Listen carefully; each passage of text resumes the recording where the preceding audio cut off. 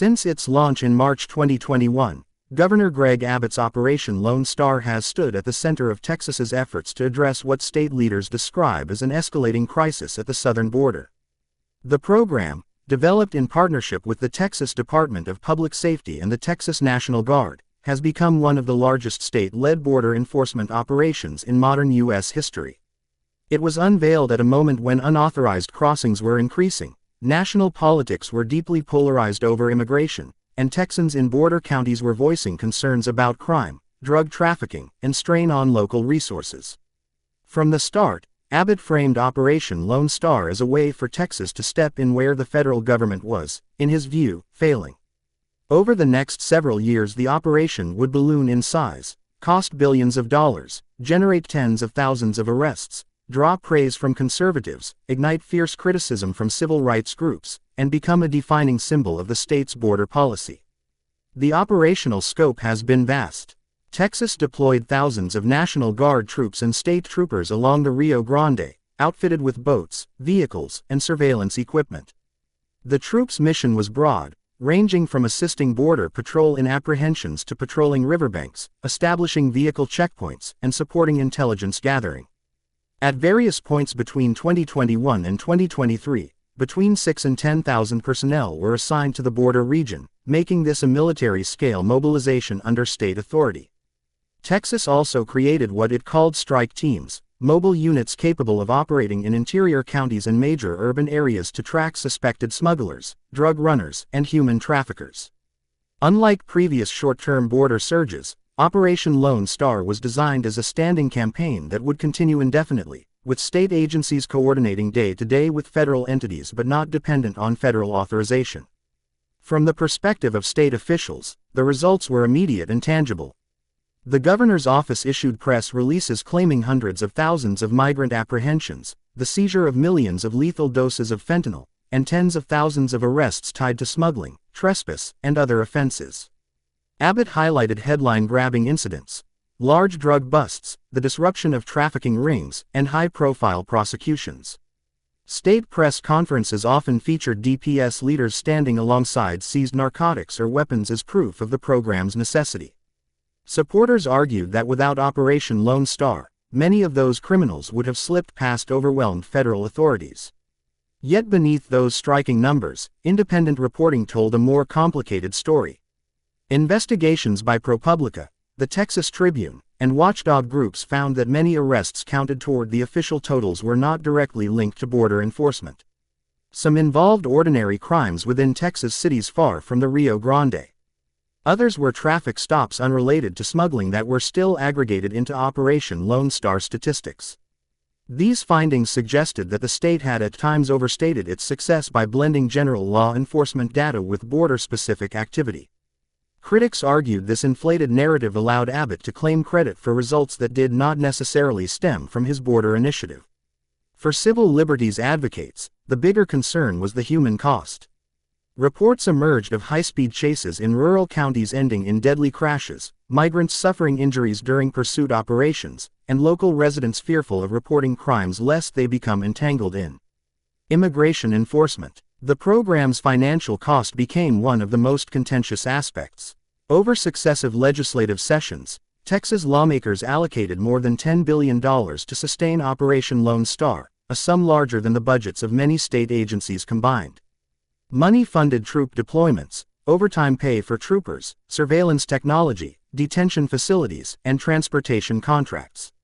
For Abbott's allies, these expenditures were necessary investments in public safety and sovereignty. For opponents, they represented a massive drain on state resources that could have gone to education, healthcare, or infrastructure.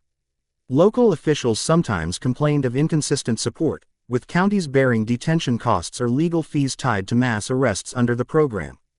Measuring the effectiveness of Operation Lone Star has proven difficult.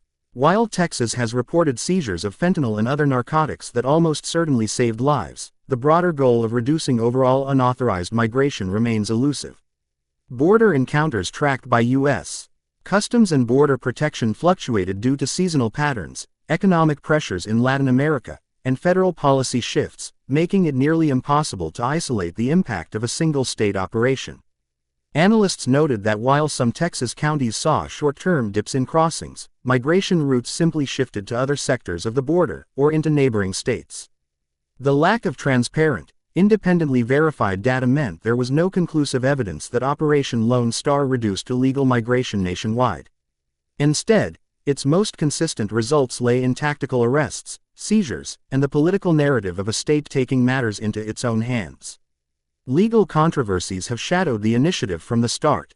Immigration enforcement is traditionally a federal responsibility, and Abbott's expansion of state arrests for trespassing and smuggling raised constitutional questions.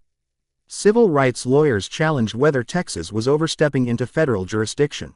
Lawsuits scrutinized the detention of migrants in hastily organized facilities, and courts weighed whether the use of state criminal statutes effectively turned unauthorized entry into a state crime. Civil liberties groups also objected to the role of the Texas National Guard in what looked like domestic law enforcement, a mission some argued stretched beyond its lawful scope. Meanwhile, watchdog reports pointed to higher rates of pursuit-related fatalities in counties under the program, raising alarms about public safety for both migrants and residents. Despite these controversies, Abbott doubled down. Politically, Operation Lone Star provided him a powerful platform.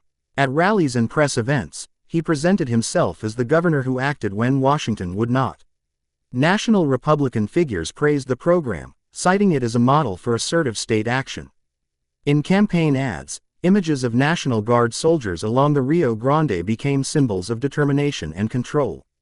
For Abbott, Operation Lone Star was not only policy but also politics, reinforcing his image as a strong conservative leader and boosting his standing within the GOP. For opponents, the program became a rallying point of resistance. Immigrant rights groups denounced what they called militarization of border communities. Local residents complained about helicopters hovering over neighborhoods, checkpoints disrupting daily life, and strained relations between police and Latino communities. Reports by the ACLU and Human Rights Watch cataloged abuses and painted a picture of a program doing more harm than good. Democratic lawmakers in Texas repeatedly questioned the ballooning budget, calling for audits and greater transparency. These critiques underscored a divide not just between Republicans and Democrats, but between rural border counties that often welcomed additional law enforcement resources and urban centers where residents saw the program as heavy-handed and costly. The future of Operation Lone Star remains uncertain. Key questions revolve around transparency, legality, and sustainability. Advocates for oversight argue that Texas must produce disaggregated data showing exactly which arrests and seizures are directly tied to the program. Judicial rulings will determine whether state authorities can continue to prosecute border-related crimes under state law, or whether courts will curtail those powers. The human costs of pursuit-related crashes and strained community relations will test the program's legitimacy. And with every new legislative session, the question of whether Texas can justify allocating billions more to OLS will come under debate. In the end, Operation Lone Star represents both an unprecedented state response to migration and a case study in the complexities of border policy. It has demonstrated that a determined governor can marshal vast resources, command a national spotlight, and shape public discourse on immigration. It has also revealed the limits of state power in addressing what remains a fundamentally federal issue. The program has produced tactical successes but has yet to show evidence of systemic change in migration flows. It has delivered political dividends but at significant financial and human costs. Texans will continue to debate whether Operation Lone Star is a bold defense of sovereignty or a costly overreach, and the rest of the country will watch closely as the courts, legislators, and communities along the Rio Grande decide what comes next.